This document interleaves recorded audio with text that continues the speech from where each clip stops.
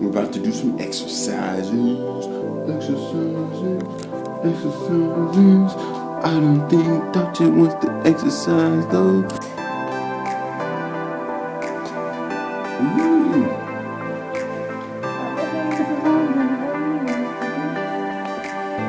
It's good for me.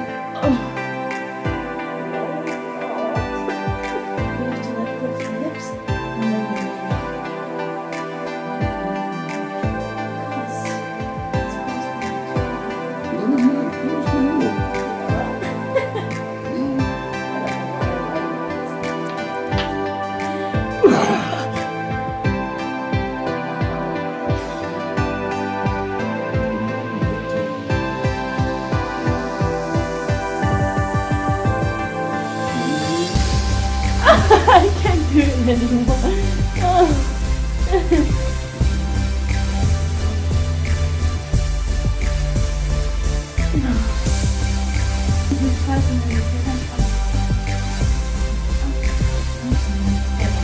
It's the basic motion for the moonwalk. So, we are back. Woohoo! And we're so thankful for you guys' patience and waiting for us to figure out life. Some updates since the beginning of the year. I got another contract that lasts till October. So that's awesome. Oh, I made a cool desk and it slides out and it can uncover my piano and I can still work at it. We're not moving because it was too expensive. Dacia's voice was echoing in my head. I don't want to spend money. I don't want to spend money. I don't want to spend money. So I was like trying to figure out how we could move and still not spend money, and it's just impossible. So we just decided to stay. I got a cool baking book, and I'm really excited to try some of the new techniques I learned in there. And it's really cool because it also has a marzipan recipe, since I couldn't really find marzipan so much in the US. So when we're moving back, I know how to make it. Oh yeah, Delphina Oh. walked this last week. The last couple days she was walking. Yesterday she was walking, but you said you saw her Yeah, walk one before. time before, but it was just like 1 or 2 steps at home, and then yesterday at church she walked like this far. Yeah. But she's not 1 year old, and God told me that my baby will walk before they're 1. I don't know how many of them. Maybe it's just Delphina, because God also told me that I would have a little girl, like as a first child. So it's really cool when God speaks and tells you about your children. And we've been watching a course on Bethel called Intentional Parenting. And it's really cool. It tells us like to seek God on different words of knowledge for your children. Prophecies about them, or pictures. Yeah, and then speak that over them, just like the prophet spoke over John the Baptist or the priest, his father did, and how important that is, and calling the gold out of them. Gold. I'm always thinking the same thing. Yes, we're married. Every Sunday, the Holy Spirit like inspires me so much. It's so awesome. He like shows me what I can do for the next week as I'm thanking Him for the last week. It's just for little things and that I could do or grow in and focus on. Like really lately it's been worship, and as worship leaders we're not just like doing set songs, we're actually like listening to the Holy Spirit and being led so that we can lead the people into an encounter with Him every time, and just reminding me of that by reading, oh here you go, Following the River by Bob Sorky. It's a really good book. Really awesome. Every Sunday you guys can sit down with God and He will talk to you and inspire you in life, because life is not a bore, life is a privilege.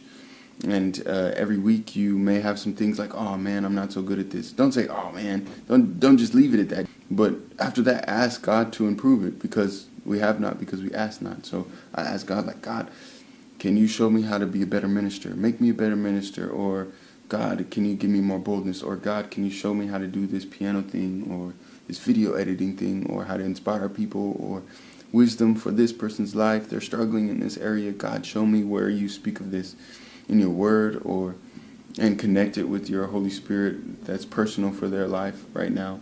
And yeah, God does that stuff, and it's so awesome. Every time I ask him, he fulfills it. And I think it's just that we don't ask enough. We don't ask for miracles. We don't ask to see people get out of wheelchairs. We don't ask for revival in our city. We don't ask for revival on our jobs.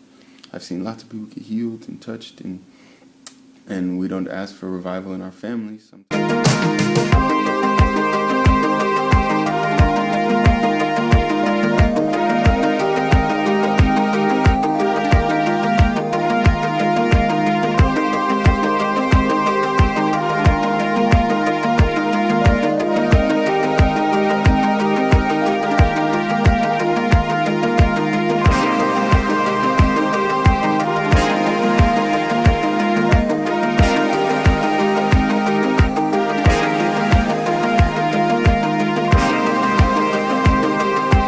It's really cool because every week we try and meet with people, like friends. We invite, like over the last couple months, every week we've invited at least one person over our house, or met with at least one person a week. And some weeks it's a lot. It's becoming more and more as we continue doing it. But it's fun because we get to love on them, and it's important. This is church when we get together and speak personally into each other's lives, encourage one another. Yeah, we're looking for more opportunities to do it for people who can't return the favor, like intentionally loving people who like can't pay us back. It was serving our community, serving the poor, or. So I thought of volunteering at a Ronald McDonald House. They have one right around the corner here. I was thinking like it's kind of hard with the baby, but their volunteers have a minimum working time of 3 hours a week, and I can definitely do that. And yeah, and then Devin can take Delphina and I can go, and I don't know what I'm gonna do. They have different jobs like cooking, cleaning for the families, or playing with the children, or just talking to the parents, listening, hearing their stories. Or I can also pray for the people, like the children that are sick, or the families. And yeah, I'm excited about that.